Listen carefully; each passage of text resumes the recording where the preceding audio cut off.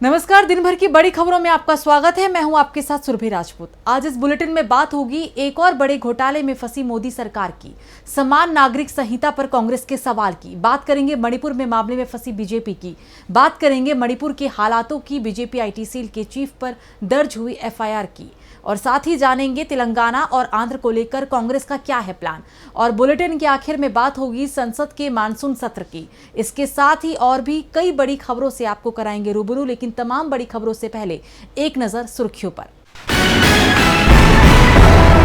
चंद्रयान 3 का इंतजार हुआ खत्म। 13 जुलाई को इसरो करेगा चंद्रयान का प्रक्षेपण।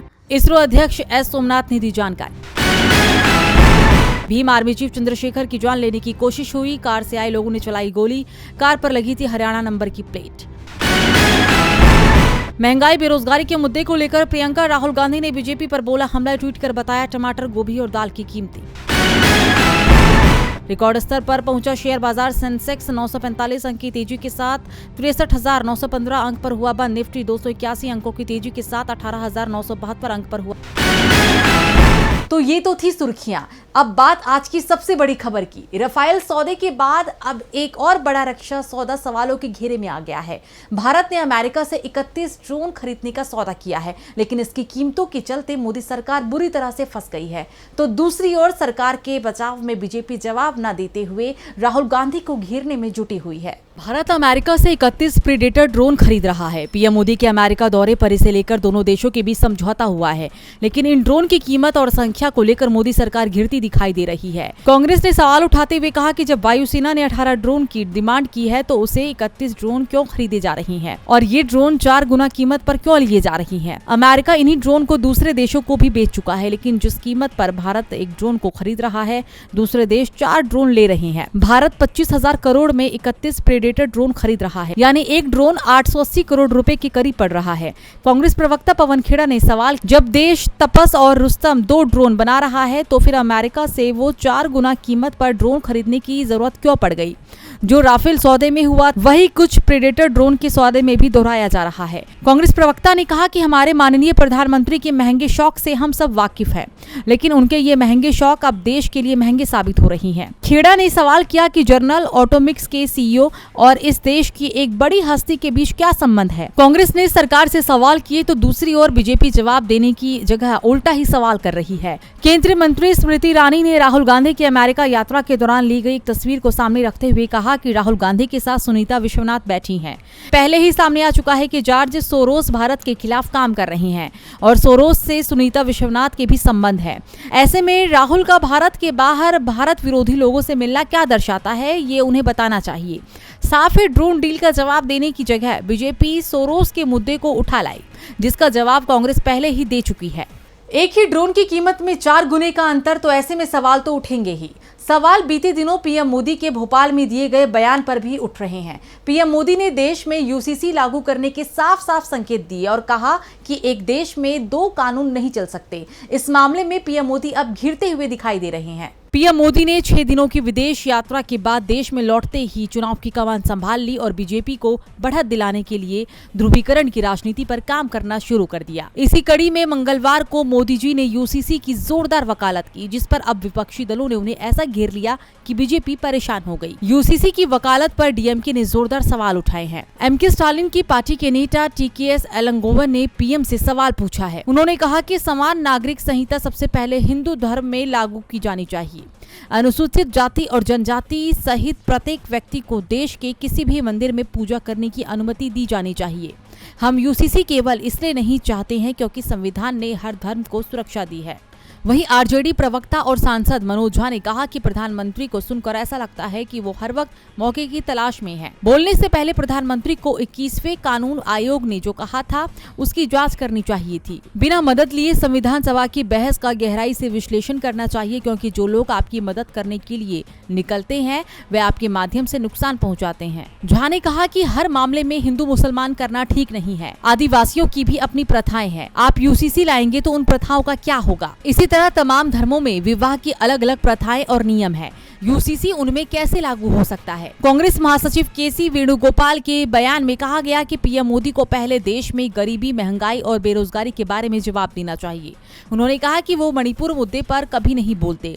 पूरा राज्य जल रहा है, वो सिर्फ इन सभी मुद्दों से लोगों का ध्यान भटका रहे हैं। AIAIM प्रमुख असुद्दीन ओवैसी ने यूसीसी के मुद्दे को लेकर पीएम मोदी पर निशाना साधा है। उन्होंने ट्वीट किया, नरेंद्र मोदी ने 3 तलाक, यूनिफॉर्म सिविल कोड और पसमानदा मुसलमानों पर कुछ टिप्पणी की। लगता है मोदी जी ओबामा की नसीहत को ठीक से समझ नहीं पाए। पीएम मोदी ने अपने बयान से विपक्ष को घेराव का खुद ही मौका दे दिया। अब देखना होगा कि बीजेपी इस घेराबंदी से कैसे निकल पाती है। यूसीसी ही नहीं, पीएम मोदी मणिपुर मामले में भी बुरी तरह से फंसते हुए दिख रहे हैं। कांग्रेस सवाल कर रही है कि 2 महीने से मणिपुर में हालात खराब चल रहे हैं, पीएम मोदी एक शब्द भी नहीं कह रहे हैं। उन्हें मणिपुर से ज्यादा चिंता चुनावों की दिख रही है, इसलिए वो प्रचार में जुटे हुए हैं, जबकि मणिपुर के हालात लगातार खराब होते जा रहे हैं। कांग्रेस ने वीडियो जारी कर पीएम मोदी से सवाल किए हैं। तो क्या है सवाल, देखिए ये रिपोर्ट। मैतेई और कुकी समुदाय आमने सामने हैं। 100 से ज्यादा लोगों की जान जा चुकी है। राज्य में केंद्र बलों की तैनाती है, लेकिन हालात संभलते नहीं दिख रहे हैं। कांग्रेस लगातार पीएम मोदी को इस मुद्दे पर घेर रही है और उनके मणिपुर पर बयान देने की मांग कर रही है। आज भी पार्टी ने पीएम मोदी पर तंज कसते हुए पोस्टर जारी किया, जिसमें लिखा है, पीएम मोदी की प्राथमिकताएं देखिए। एक ओर मणिपुर जल रहा है, दूसरी ओर पीएम मोदी को चुनाव की चिंता है। वो मेरा बूथ सबसे मजबूत बनाने में जुटे हुए हैं। इसके अलावा पार्टी ने अपने ट्विटर हैंडल पर एक वीडियो पोस्ट करते हुए सवाल किया है। इसका कैप्शन दिया है, double engine double battery. Video में पीएम मोदी से सवाल पूछे गए हैं कि मणिपुर में 100 से ज्यादा लोगों की जान जा चुकी है, 50,000 लोग बेघर हो गए हैं, जबकि पीएम ने अब तक एक शब्द भी नहीं बोला है। राज्य में बीजेपी की सरकार है और वो हालात संभाल नहीं पा रही है। सवाल किया गया है कि सीएम एन बिरेन भी अभी तक हटाए क्यों नहीं गए हैं?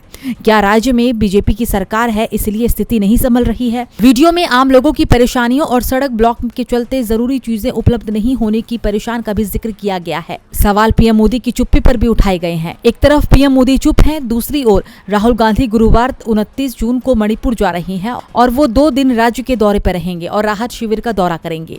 साथ ही इस टकराव से जिन लोगों को नुकसान हुआ उनसे भी बातचीत करेंगे। एक तरफ मणिपुर में सिर्फ नफरत दिखाई दे रही है, जातीय टकराव चल रहा है, तो दूसरी ओर कांग्रेस नेता राहुल गांधी भारत जोड़ने में जुटे हुए हैं, साथ ही भारत को समझ भी रहे हैं। राहुल अचानक दिल्ली के करोल बाग में बाइक मरम्मत करने वाले लोगों के बीच पहुंचे, उनसे बाइक मरम्मत करने के हुनर भी सीखे। तो इस दौरान क्या कहा राहुल ने, आइए देखते हैं। कांग्रेस नेता राहुल गांधी मंगलवार को अचानक दिल्ली के करोल बाग पहुंचे और वहां बाइक मरम्मत की दुकानों का दौरा किया। राहुल ने वहां मैकेनिकों से बातचीत की।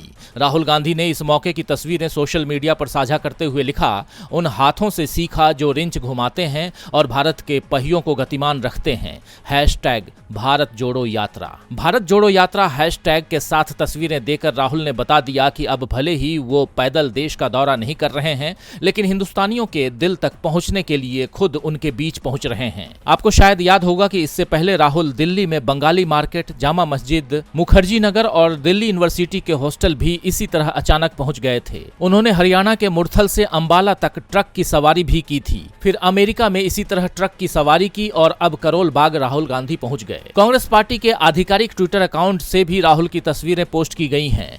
ट्विटर पर फोटो के साथ लिखा है कि यही हाथ हिंदुस्तान बनाते हैं, इन कपड़ों पर लगी कालिख हमारी खुददारी और शान है। ऐसे हाथों को हौसला देने का काम एक जननायक ही करता है। दिल्ली के करोल बाग में बाइक मैकेनिक्स के साथ श्री राहुल गांधी। भारत जोड़ो यात्रा जारी है। तो इस संदेश के जरिए कांग्रेस ने भी ये बताया है कि राहुल गांधी की भारत जोड़ो यात्रा जारी है। आपको बता दें कि राहुल गांधी की सोशल मीडिया अकाउंट पर जारी की गई फोटो में दिख रहा है कि राहुल मैकेनिक से उनके काम की बारीकियों को सीख रहे हैं। एक फोटो में राहुल के हाथ में मोटरसाइकिल का कोई पार्ट दिख रहा है।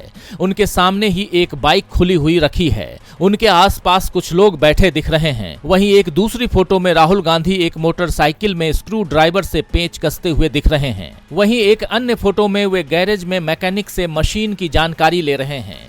एक फोटो में दिख रहा है कि करोल बाग में राहुल गांधी को देखने के लिए लोग जमा हो गए थे। करोल बाग के गैरेज में काम करने के बाद बाहर आकर राहुल ने लोगों से हाथ भी मिलाया। राहुल का यूं लोगों से मिलना और हाथ मिलाना कांग्रेस के लोगों को जोड़ने का काम करेगा। तो राहुल गांधी की अब तक जारी भारत जोड़ो यात्रा से बीजेपी और परेशान होगी, क्योंकि इस यात्रा का असर हिमाचल प्रदेश और कर्नाटक चुनाव में बीजेपी को हार के रूप में भुगतना पड़ा है। अब फिर जब चुनाव का वक्त है तो बीजेपी को डर लगना स्वाभाविक है। राहुल गांधी की बढ़ती लोकप्रियता से बीजेपी डरी हुई दिखाई दे रही है, इसलिए राहुल की छवि को खराब करने की कोशिश में जुटी हुई है। बीजेपी आईटी सेल ने राहुल गांधी को लेकर एक ऐसा वीडियो पोस्ट किया जिससे पार्टी के नेता ही घिर गए। पार्टी आईटी सेल के प्रमुख के खिलाफ एफआईआर दर्ज हो गई है। तो क्या है पूरा मामला, देखिए ये रिपोर्ट। बीजेपी के आईटी सेल के प्रमुख अमित मालवीय के खिलाफ बेंगलुरु में एफआईआर दर्ज कर ली गई है। यह एफआईआर कांग्रेस नेता रमेश बाबू की शिकायत के आधार पर दर्ज की गई है। रमेश बाबू ने कांग्रेस नेता राहुल गांधी के खिलाफ ट्वीट करने को लेकर बेंगलुरु के हाई ग्राउंड्स पुलिस थाने में अमित मालवीय के खिलाफ शिकायत की थी। बता दें, बीजेपी आईटी सेल के प्रमुख ने जून में अपने ट्विटर हैंडल से राहुल गांधी को लेकर एक एनिमेटेड वीडियो शेयर किया था। वीडियो शेयर करते हुए मालवीय ने राहुल को खतरनाक बताया था। वहीं बीजेपी नेता के खिलाफ एफआईआर दर्ज होने के बाद कर्नाटक की सूचना प्रौद्योगिकी एवं जैव प्रौद्योगिकी मंत्री प्रियंक खड़गे ने कहा कि बीजेपी को देश का कानून संविधान का पालन करने में दिक्कत है और अगर हम उस कानून का पालन करें तो उनको उससे भी दिक्कत है। बीजेपी बताए कि एफआईआर में कौन सा हिस्सा दुर्भाग्यपूर्ण इरादे से दर्ज हुआ है, उस वीडियो का निर्माता और झूठ फैलाने वाला व्यक्ति कौन है। एफआईआर दर्ज होने में 1 हफ्ते का वक्त लगा है। अगर आपको परेशानी है तो वो कोर्ट जाएं। तो वहीं इस मामले में कांग्रेस नेता पवन खेड़ा ने मालवीय पर निशाना साधते हुए कहा, अमित मालवीय के खिलाफ एक नहीं बल्कि और भी एफआईआर दर्ज होनी चाहिए, क्योंकि सच्चाई, तथ्यों और लोगों की छवियों और देश की प्रतिष्ठा के साथ खिलवाड़ करने के लिए अगर कोई जिम्मेदार है तो वो बीजेपी का आईटी सेल है। बता दें, प्रियंक खड़गे ने भी बीते 19 जून को कांग्रेस नेता राहुल गांधी के भाषण के वीडियो से छेड़छाड़ के मामले में बीजेपी के राष्ट्रीय अध्यक्ष जेपी नड्डा, बीजेपी के आईटी सेल प्रमुख अमित मालवीय और बीजेपी की चंडीगढ़ इकाई के अध्यक्ष अरुण सूद के खिलाफ शिकायत दर्ज कराई थी। अमित मालवीय मुश्किल में दिखाई दे रहे हैं, उनकी गिरफ्तारी कभी भी हो सकती है। बीजेपी मुश्किल में दिख रही है तो कांग्रेस खुद को मजबूत बनाने में जुटी हुई है। कांग्रेस तेलंगाना और आंध्र प्रदेश में बड़ा खेल करने की तैयारी में है। पिछले दिनों तेलंगाना के बीआरएस के 35 नेता कांग्रेस में शामिल हुए थे और अब पूर्व सीएम की बेटी भी कांग्रेस में शामिल होने की तैयारी में है। कर्नाटक फतह करने के बाद कांग्रेस दक्षिण भारत के 2 और राज्यों में अपनी सक्रियता बढ़ा दी है और वो राज्य है तेलंगाना और आंध्र प्रदेश। एक तरफ तेलंगाना में बीआरएस के 35 नेता कांग्रेस में शामिल हो गए, जिसके बाद कांग्रेस गदगद नजर आ रही है। तो दूसरी तरफ खबर है कि आंध्र प्रदेश के पूर्व सीएम वाईएस राजशेखर रेड्डी की बेटी वाईएस शर्मिला जल्द ही कांग्रेस में शामिल हो सकती है। 8 जुलाई को कडप्पा में कांग्रेस वाईएसआर रेड्डी ने श्रद्धांजलि सभा का आयोजन किया है, जिसमें पार्टी की पूर्व अध्यक्ष सोनिया गांधी और राहुल गांधी भी जा सकते हैं। कांग्रेस ने इस कार्यक्रम में वाईएसआर तेलंगाना पार्टी के प्रमुख वाईएस शर्मिला और उनकी मां विजयम्मा को भी न्योता भेज दिया है और इस दौरान शर्मिला कांग्रेस में अपनी पार्टी के विलय का ऐलान कर सकती हैं। उन्हें कांग्रेस तेलंगाना में सीएम उम्मीदवार भी बना सकती है। शर्मिला ने पिछले दिनों कर्नाटक के उप मुख्यमंत्री डीके शिवकुमार से मुलाकात की थी। पार्टी के एक नेता ने कहा कि शर्मिला लगातार कांग्रेस के संपर्क में है। वाईएस शर्मिला आंध्र प्रदेश में भी काफी लोकप्रिय है। इस समय उनके भाई वाईएस जगन मोहन रेड्डी आंध्र के सीएम है। ऐसे में कांग्रेस जगन मोहन की बहन के सहारे आंध्र प्रदेश में अपनी खोई जमीन तलाशने की कोशिश करेगी। साल 2019 के विधानसभा चुनाव में पार्टी को आंध्र प्रदेश में सिर्फ 1% ही वोट मिला था, जबकि तेलंगाना में 2018 के चुनाव में कांग्रेस को 28%। और बुलेटिन के आखिर में बात संसद के मानसून सत्र की। संसद के मानसून सत्र पर सभी की नजरें लगी हुई है, खासतौर पर विपक्ष की, जो मोदी सरकार से सवाल जवाब के मूड में दिखाई दे रही है। इस बार का संसद सत्र कई मायनों में काफी खास होगा, क्योंकि ये नए संसद भवन में होगा। तो कब शुरू हो सकता है संसद का मानसून सत्र, देखिए ये रिपोर्ट। संसद का बजट सत्र विपक्ष के हंगामे के कारण नहीं चल सका था। अडानी ग्रुप को लेकर आई हिंडनबर्ग रिपोर्ट के चलते बजट सत्र में विपक्ष सरकार से सवाल करता रहा, तो सरकार सवालों से दूर भागती रही, जिस कारण संसद की कार्रवाई नहीं चल पाई। जरूरी विधेयकों को छोड़कर कोई कामकाज नहीं हो पाया। ऐसे में विपक्ष के पास कई सवाल है, जिनका जवाब उन्हें सरकार से चाहिए। खासतौर पर मणिपुर को लेकर विपक्ष सरकार की घेराबंदी की तैयारी में है। इसके साथ ही दिल्ली में ट्रांसफर पोस्टिंग के मामले पर उपराज्यपाल को शक्तियां देने वाले विधेयक को लेकर मोदी सरकार को विरोध का सामना करना पड़ सकता है। इस मामले में पूरा विपक्ष एकजुट दिखाई दे रहा है। इस बीच मानसून सत्र को लेकर तारीख सामने आ रही है। संसद का मानसून सत्र जुलाई के तीसरे सप्ताह में शुरू हो सकता है। तारीखों पर मुहर रक्षा मंत्री राजनाथ सिंह की अध्यक्षता वाले सीपीए की बैठक में लगेगी। खबर है कि 17 जुलाई को इस सत्र की शुरुआत हो जाएगी और ये सत्र 10 अगस्त तक चल सकता है। इस सत्र में सरकार कई विधेयक पास कराने की कोशिश करेगी। गौरतलब है कि इस मॉनसून सत्र की एक खासियत ये भी होगी कि नए संसद भवन में होने जा रहा ये पहला सत्र होगा। पीएम मोदी ने बीती 28 मई को संसद के नए भवन का उद्घाटन किया था। सेंट्रल विस्टा प्रोजेक्ट के तहत इस भवन का निर्माण किया गया है। नए संसद भवन में सभी मंत्रियों को अलग अलग ऑफिस मिलेंगे, जबकि पुराने भवन में केवल 30 कैबिनेट मंत्रियों और कुछ राज्य मंत्रियों को ही ऑफिस मिले थे। तो आज इस बुलेटिन में इतना ही। देखते रहिए डीबी लाइव। नमस्कार।